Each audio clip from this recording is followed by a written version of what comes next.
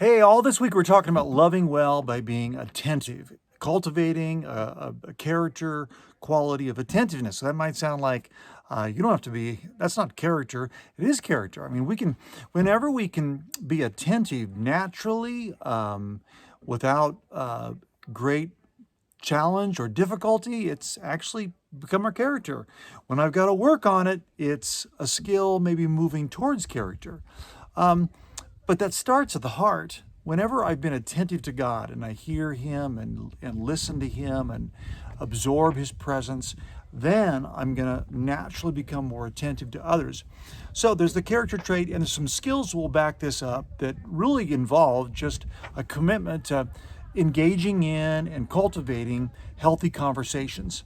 Healthy conversations can open a door to knowing and being known, to caring and being cared for, of supporting and being supported, of loving and being loved. Whenever I can do that well in a conversation, it makes Christian faith absolutely rubber meets the road reality. So if you're struggling with having a sense of meaningful contact with others, this is the space to dig in, the space to cultivate and to work towards. And the skills that you do to kind of employ this desire to love well is listening well and asking questions well. So today, let's just talk about some of the things I suggest resisting, right? Remember in our little matrix, there's constantly this sense of, what will I resist and what will I embrace? The resist side of it is resisting distraction and disengagement. I talk about this by simply talking about the 5 levels of listening. You've got the first level of listening, which is not listening. How does that even make the list, right? But sometimes you want someone to listen and they're just not listening. And that's not going to be a very healthy conversation, right? Because you've disengaged. The second level is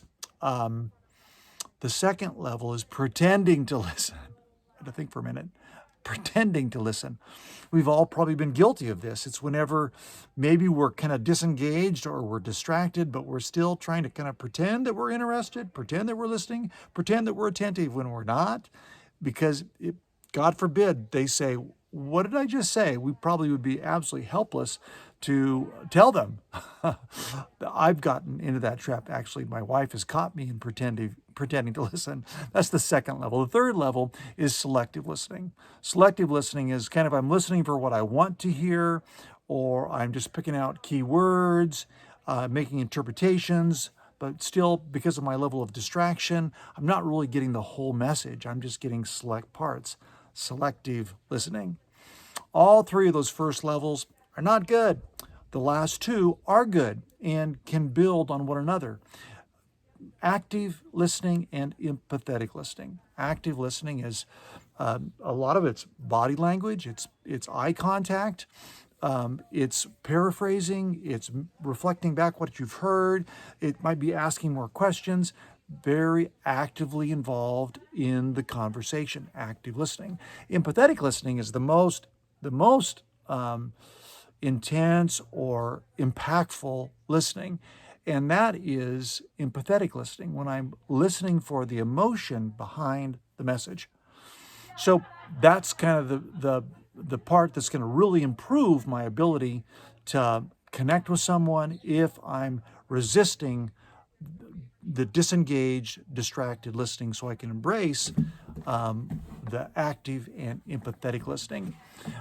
Today, I want to encourage you to step into a relationship and cultivate some of that active listening, some of that empathetic listening. Think about, am I asking the questions about emotions? The second one is the dominant, the thing to resist is dominating the conversation. Whenever I'm doing all the talking, I'm obviously not doing very much listening. We've got to think about James's comment in James 1:19.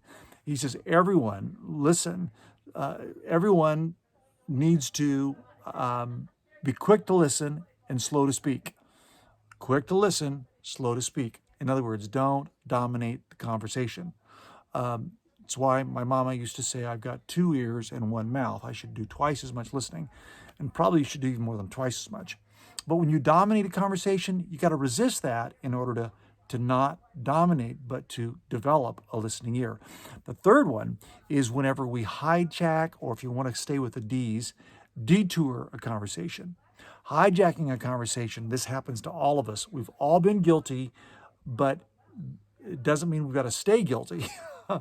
Once we recognize it, we can make a change, because this last one is a culprit because it will sabotage healthy conversations. Hijacking a conversation is when someone starts telling you about their trip to Yosemite and you hijack it and tell them about yours. When someone tells you about their cousin in Florida and you hijack it and tell them about your vacation in Florida. It's whenever a topic is triggered in us, but we take over the conversation, we hijack it, and we completely negate listening to them.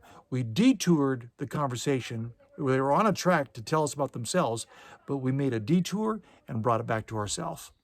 So this week, today, be thinking about, how can I resist the things that contaminate or break down healthy conversations?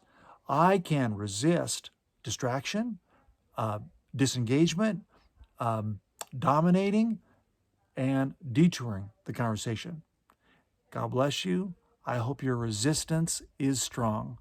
Jesus, help us to resist the things that kill community, that rob us of rich relationship. We love you, Lord. We know that these skills are things that you embodied, and God, we desire to embody them also. But it all starts with practice. We love you, Lord. I'll see you tomorrow.